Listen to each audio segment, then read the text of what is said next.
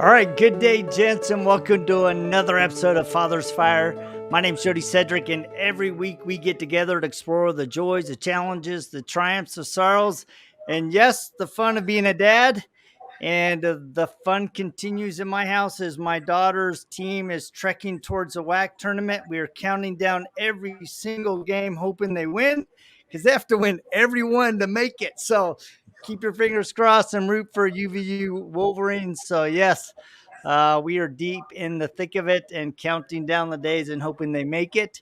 So, yeah, it's a lot of fun.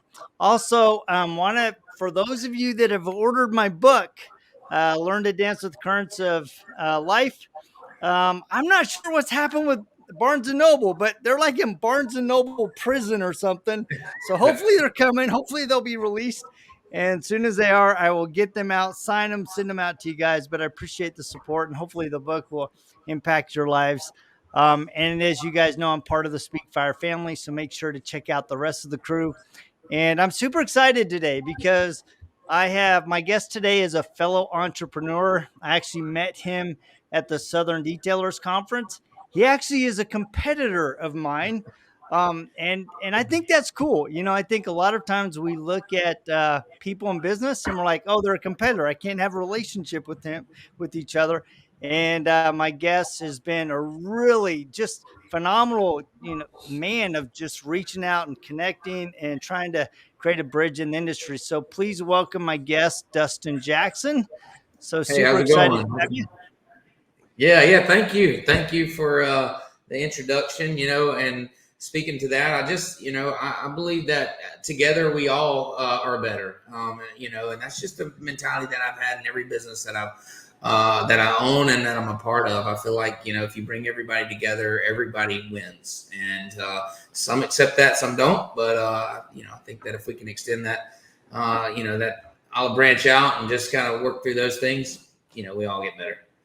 Well, and I think a lot of it is just an attitude of, you know what, we're all in this together. We're all trying to carve out our little niche, but we're Sure. also trying to build a community. And when you build a community, everybody is blessed, right? Everybody is Exactly. elevated. And that's the thing that I really, Rod and I've talked a lot about you, and we're like, man, Dustin's just a really good guy, and we really, really appreciate what you bring to the industry.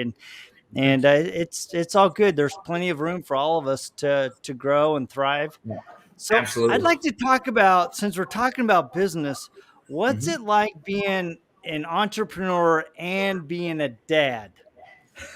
It's fun. It's challenging. So entrepreneur, speaking to that specifically, I've been one my entire life, born and bred, never had a choice. I mean, literally, it was at 14 years old. You can't see it, but right here on one of my bookshelves is a business license that I had when I was 14 years old. I started my first business. It was a paintball field.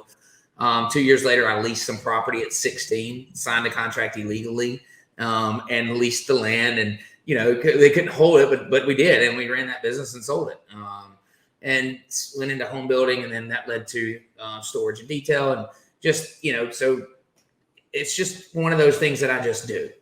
It's what makes me me. Running business, growing teams, building things. That's what makes my world go round. Um, Now I have a family. I married my wife with 3 boys, and then we have a girl together. I don't know if you knew that about me, but my sons are my stepsons, but they're my sons. I coach my two middle ones baseball team. I'm their head coach. So they're my boys, and so I did get kind of put into that role willingly, and it's been challenging to juggle both, but it means a lot to me to be able to spend time with them and then have them involved in our business is important to me. So I want to tap into that a little bit because I remember when my brother adopted 2 kids, and he's actually adopted 3. And I remember asking him one time, and this was before Judy and I adopted 2. Judy and I had 4, and then we adopted 2 from Haiti. And I remember asking him, we were sitting at his house on a Sunday, and I said, Chad, I have a question, and I don't want to be offensive, but I'm curious to know the answer. I said, do your adopted kids feel like they're yours? Right? Do Sure. they really feel like they're yours? And he's like, he goes, man, he goes, I can't explain it. He goes, but from day one, they have been mine. Absolutely. Just like when Judy and I adopted ours and I brought them home. I mean, they felt like they fit. I mean, we've had some challenges blending Oh the yeah, family, absolutely. and I think that's kind of the challenge of it, and the ugly and the messy, but it's also the beauty of it. So talk about, that feeling of them really being yours, and what did it take to make them yours? Yeah. So, it's just like anything else, when they came around and we did it very slow. I mean, me and my wife dated for a year before they ever met me. Um, and we took it slow. My stepdad raised me. You met my dad. Me and my dad are much closer now, but he had moved away from when I was 3 to 16 or 17. So my stepdad was predominantly, my father figure growing up. Have a great relationship with both of them. And he stepped up big time. And I always felt that, like that meant so much to me. And so when I started, being around my boys now, then I knew that that's how I wanted to be. And I went about it like I do anything else. It's just full on, I was there for them when they need me. I didn't try to force it, but as much as they need me, I was there. And it just slowly adapted into, now I'm their stepdad. I mean, no question about it. They call me D. Everybody does, but they, we really have a great relationship. And here's how I knew it was really special. So when we had our daughter, she's 2.5 now. They sucked to her like she was. I mean, just like she was their 100% sister. And they treat her just like that. And we have a very tight family together. So that's how I really know that they feel like that this is theirs, that this isn't just an asterisk beside dad. This is like, hey, this is our family. I'm not their father. They know that. They know their father. And me and him are friends. But matter of fact, he helps me coach their baseball team. That's how close we are. We were literally eating pizza and cookies last night. So That's awesome. yeah, and we have fun, we have fun together. We don't go hang out together outside of that, but when we're there together, I mean, we're both, coaching them up, we're both hugging them, hitting them on the head, the things that dads do. I'm their dad as just as much as he is. And that's how I know that they feel that way. You can just tell the way they've really embraced Demi, which is my daughter, myself. They respect everything. They respect the way that I've helped their mom grow and learn and do. So that's how I feel like.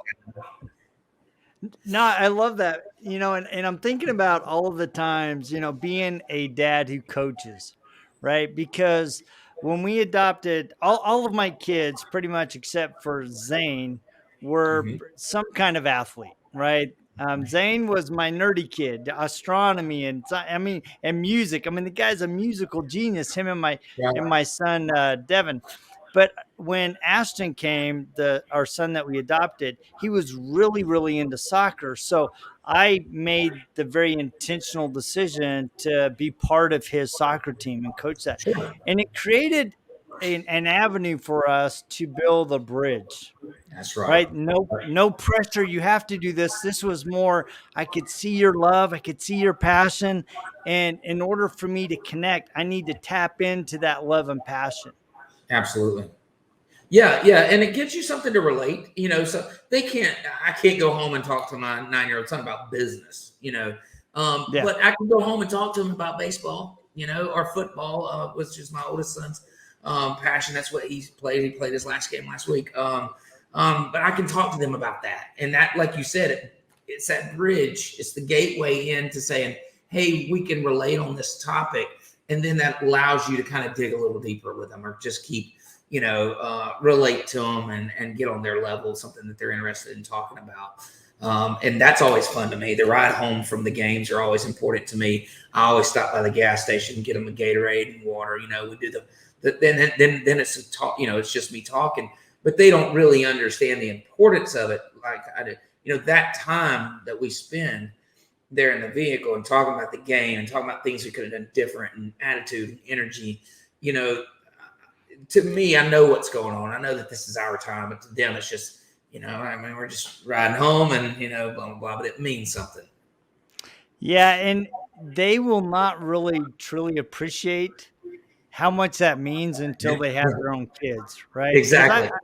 I look back at times with my dads, we would go to a baseball game or football, and afterwards we go out for ice cream, or we go to a church event and we would always go out for something afterwards. And just having that time, either driving together Yep. or sitting in McDonald's or wherever it was, just man, tell me about how you felt. Man, that was great. High five. Or man, Right. that you Right. really, you hit that guy harder. Man, you got knocked over. Yeah, it's fun. It gets them excited and all, but it does allow you to relate to them and get on their level and get deeper. My oldest son, actually, he's going through the testing here to get. You saw Prentice. He's here at my business, Yeah. ECM, which is a detailing business. We're getting certified. We're certifying all the detailers. Well, my oldest son, he's 13. He works here in the summer and he works here after school when he's not football practice. And that's what we talk about, when he's here. I mean, we walk around the property and we look at different things, and it's just a great experience him being around here and seeing how things work, how business goes. He sees the meetings that I have and the conversations that I have and how I interact with customers, and it allows him to learn how those things happen. No, that's good. Yeah, being able to have your kid kind of shadow you through certain experiences, I think that's a rare opportunity. Not a lot of dads have that opportunity where their son or daughter can actually shadow them, work shoulder to Right. shoulder and go, hey, try this. And I know Rod is really good about getting his daughters out in the garage in his Sure. shop and teaching them how to polish up headlights or whatever. And it's fun to see dads that have that opportunity to allow them to get an insight into what dad does day to day. Because I'm on the software side, so my kids come and I'm doing, they're like, what are you, dad, that's Right. boring. Right? Yeah, it's a It's little not different. hands Yeah. on. Yeah. Yeah. Having that hands on is cool. Yeah, no, but and that's really cool, and it is a great experience. But you don't get to see those things. I know that my dad was a lot like me, and that's one of the reasons that he was, not as involved. He had moved away. He was chasing his business and dreams, and that's wonderful. But as I started to come back around him when I was 16, 17, 18, and seeing like, okay, this stuff didn't just come up on my own. Like he passed that to me. Like I got that energy and that drive from him. And then we started working together. And I think that my dad works here now Yeah. for me with software and detailing business. But he's like, I mean, it's just wonderful to have. He's able to,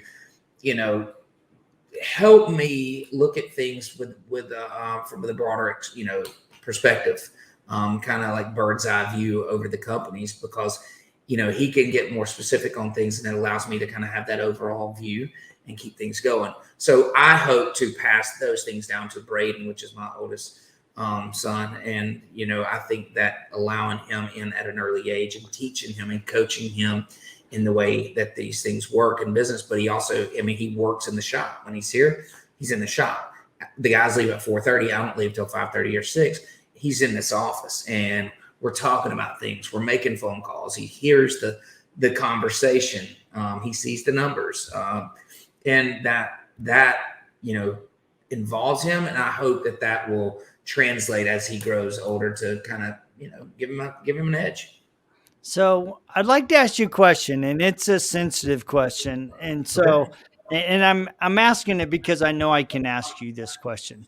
Sure. Um, how did you, as a young man, work through the pain of having your dad be gone for so long and then come back? right? And try to integrate into your life, reconnect. Because I think a lot of men struggle with that as they're trying to be dads now. They're like, well, my dad was gone for so long. I didn't have somebody to emulate. And there's a lot of hurt feelings and angst and anger and loss that a lot of dads are working through that's Yeah. still at the core, right? So, how did you So, work through that? yeah, and that's probably the best way to put it is work through it. So I had a great stepdad that didn't make me feel like I was missing something all the time. And then when me and my dad started working together, it started as work relationship first. He'd come to a couple games, but he was doing his thing, And I don't want to take anything away from my dad. My dad's No, a no, no, great guy, no. and Yeah. and I just we have a wonderful relationship now. But it took us time to figure each other out. We're so much alike. We built houses together right when I was coming out of college, and but we loved working with each other, but we were so much alike. And I think that also bridging that gap of that time that we weren't together, I had some mending to do. I had some things to work through, and Yeah. it took some time. It took just being around him, doing things that he said he was going to do, me doing things that I said I was going to do, us building that trust. Because I think at the end of the day, that's what it boiled down to, was Mm, lack of trust. Like, are you going to leave me again? I was 3 years old. I don't really remember him leaving, but I remember him not being there at some point. yeah. Okay. And so I think that we had to work through that. And it never was like laid out on the table, okay, you're back now. We got to hash this out. It was more like, Yeah. we're just going to get together and we're going to do these things, and we're going to probably butt heads at some point. And we have a few times, but we always, as we don't argue. We just, like, we know when each other needs our space, and then we come back together and we say, okay, here's how I felt about that. And he delivers his, and then we work together. Yeah. I As a think, Go go ahead. ahead. Sorry. I interrupted. Go ahead. No. So as a family, that's the way our whole family, we don't argue with each other. We don't fight or bicker. We try to let each other, we don't do that stuff. So everybody cools down, kind of steps back, humbles themselves and say, hey, okay, here's how I felt about it. And then it's just, then you work it out. Yeah, I think one of the challenges that a lot of families have, especially when there's been separation at some time, when somebody is coming back into their life, a lot of times it's like, I need to sit down. I need to talk through this, right? Yeah. And the expectation is that you're going to be ready when I'm ready. And that's not the case, right? You Correct. got to allow people space to go through, whatever's happening in their head and in their heart till they're ready to, bridge that gap between that That's right. relationship. Yeah, it happens on their time, and it absolutely happened on my time. I don't think he tried to push. I think he just tried to let me know he was there, and just continue, like I said, continuously proving that.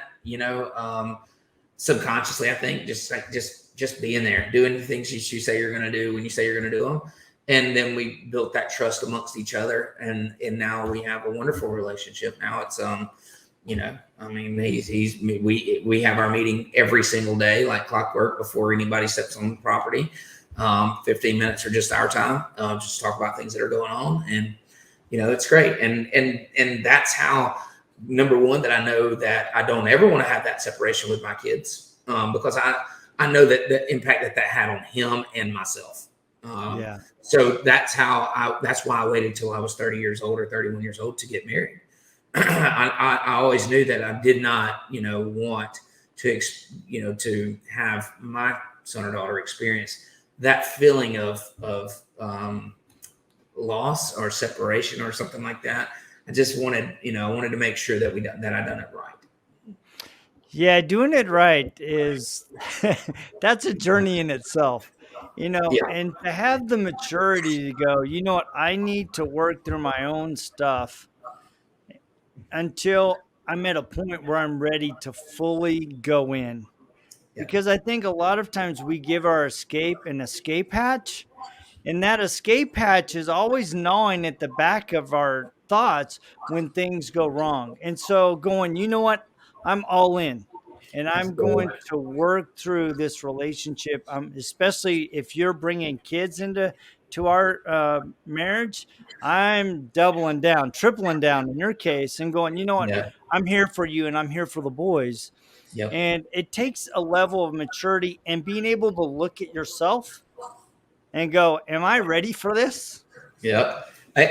Going from number one to number four, literally, I was priority in my own life, and now I'm the fourth guy, or the fourth person to Melanie. The kids come Yeah, first, and and that's the way we run that's the way she runs our household and our family. And yeah, so, having to be able to step back a little and say, okay, I'm not first or I'm not priority. These kids are priority over my own feelings and things in a sense, was humbling. It wasn't, an experience that didn't just happen, like you just had to, okay, all right, I guess, but it works out. yeah. I think a lot of times our expectation is that it just happens, but Yes. reality is it is a journey. There's valleys and mountains and swamps and rain and sun, and you Yeah. just have to embrace the journey of growing as a family, growing as a couple, and going. You know what? I even through the tough times, I'm going to work through this, and in the fun times, we're going to celebrate and laugh and Yeah. enjoy each other, and enjoy the entire process. So, talking Absolutely. about the entire process, right? All of a sudden, you have three boys, and then now you get to be a daddy's girl, Yeah. right? And let me tell you, man, I had no idea. I thought I knew what to expect. I mean, having the boys for 3 years before me and Melanie, before we had Demi, I thought I knew what to expect. Dude, I had no clue. I was so naive, man. She, man, and it's the fact that she's a girl makes it so much better because now she can be my favorite because she's the girl. You know what I mean? Like all the boys are, they're my favorite, but like she's the girl. She's their favorite. So she's everybody's favorite. In the house. And so I get Boy, away with that one. If it would have been a boy, it'd have been a competition. I promise you. boy, I'm telling you, you're in trouble if she I'm already in feels trouble. like she's favorite and she's gonna turn 13. Oh my goodness. Man, and she got a double dose of strong personality, strong will, strong drive. My wife is like me, like time thin. Like so, she's it, got to do it now. Want to do it like all the drive, all the everything, and then I'm eat up with it too. So poor Demi, she don't. Man, when it's time to do something, it's happening now, So, but I love it, and it's a love that you can't even explain. Just and it just like it consumes you, and it makes everything really worthwhile. Yeah, it's funny, thinking about my kids. My daughters are, especially my daughters are going, I'm dad's favorite. Oh yeah, The yeah. boys don't do it so much, but the girls, I got two daughters, and they're always like, yeah, I'm dad's favorite. So a video, funny story is a video yesterday. Demi, Melanie was dropping Demi off at Mother's Day out. She goes there 3 days a week. And she was in the car and she'd obviously done something Melanie didn't like. And Melanie said, you want me to put you in timeout? And Demi's like, yes. Do you want me to get a spanking? And Demi's like, yes. And she said, do you want me to call your daddy? No. Don't call my daddy. That's funny. Yeah. But there's a reality to that, right? And I think, Judy and I have really tried not to have that in our relationship, that Yeah. hey, wait till dad gets home. You're really Right. gonna get it, right? We've tried to really make sure that the kids know that we're on equal footing in what mom Sure. says, dad says, and vice versa. But they still, it's funny. They're like, "Yeah, dad, you're the hard nose." I'm like, "What are you talking about? I'm Well, not and that's how trying I to be." felt. That's how I felt I was like, it's not like I get on to her anymore. I think that it's just that the manly side of things that they respect or they look up to, and so when that threat was there, it was like, no, don't do that. It's just funny. So looking back, now that you've had four kids, you know, what have you learned in the process, or what has surprised you about yourself in the process? And what do you think is really helpful for other dads to implement in their lives? So what I've learned is things that I thought I would never have time to do, you make time to do, such as coaching baseball. Those commitments that you make to your kids, they're doable. You just figured out. I run 5 businesses. I own 5 businesses. Okay. And I'm still able to coach the baseball. I'm still going Saturday to my daughter's pageant. You figure those things out, and they're not like, they're not the end of the world for the business, for you to do those things. I learned that about myself. I didn't think I would ever have time. I thought there's no way I could leave my business or leave my office an hour early to go catch, a pageant or a dance or a honor roll walk at school or whatever. But I learned that you make those things happen, and the world doesn't stop, believe it or not. Like it stops there for the kid, and that's everything. But for the business, things go on as normal. And that's what I would tell, to make those things happen, to make the sacrifices, because, as I'm doing those things, I realize that those aren't going to happen again. Those are those for, like you don't get those for eternity. Business will happen. Business will continue to happen. She's only going to have her first pageant one time. And and they're only going to score their first touchdown one time. Being there is everything. And that's what I learned. And it took me a little while to figure that out. It took me, a year or better to really realize that, hey, I have to be at these things because they matter. And once that's settled in and seated, now it's not even an option. You're just there. Yeah, it's amazing how, as you make time for your kids, God makes time for you in every aspect of That's your life. right. I mean, Absolutely. it just does. And it's like a lot of times you're looking at something. I remember years ago, before we adopted our kids, about a year before we started the process, I was talking to my wife, and actually Judy and I had decided we were hemming and hawing, going back and forth whether or not we should take all of us, 6 of us, to Hawaii. And Uh-huh. I'm counting the airfare. I'm looking at the Oh yeah, money, and, absolutely. and I'm like, how are we going to make this happen? And I just happened to be talking to my mom about it. And she goes, Jody, she goes, you will never miss the memories. That's right. You'll never miss the money, but you will always cherish the memories. And I'm like, man, that just hit me so hard. I'm like, all right, it's money down. Right? Figured out. And I Yeah. never missed it.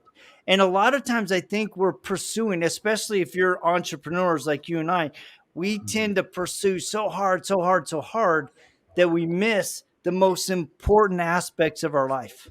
Time Absolutely. with our kids and time with our wife.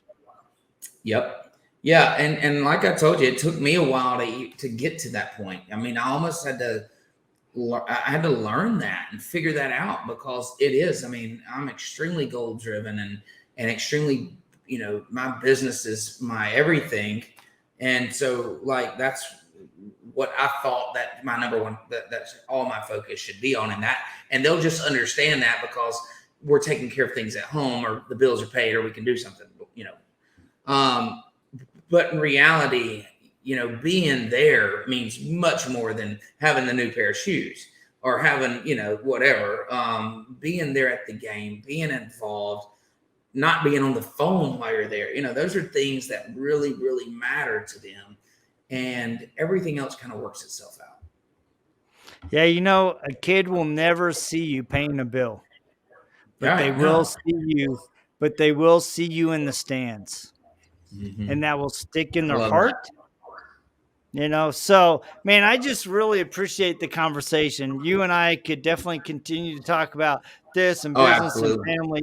I just really appreciate you taking the time, because Yes, sir. I think the goal of Father's Fire is to ignite the fire within each one of us to become the best fathers. Because Mhm. when you're the best father, the best husband, it ripples across every aspect of your life. It Absolutely. just does. Right. So, my challenge, my invitation to all of you dads is make time for those moments that, as Dustin said, they only come around once. Yeah, yeah, that's right. I think it's awesome. I appreciate you having me on. Like you said, we could talk for hours. I love to talk about my family and all that we've done and do together. And I'm glad you mentioned, God putting that time back in and giving you, making it happen. If you invested in them, you get it on the other side. And we truly believe that. We plant the seed for things to kind of just keep happening. And as long as we're doing our part, I think everything kind of unfolds around that. And I think that that's important, and love it. Yeah. Well, thank you very much. I appreciate you taking the time. Guys that are listening, and gals, I know we got some gals. It's pretty fun to look at the stats.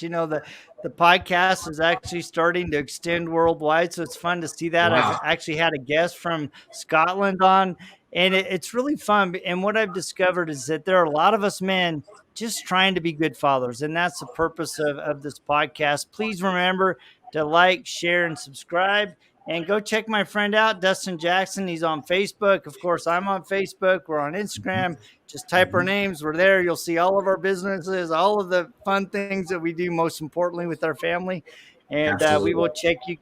We will check you guys same time, same bat channel, just next week. See ya. See you. Thank you.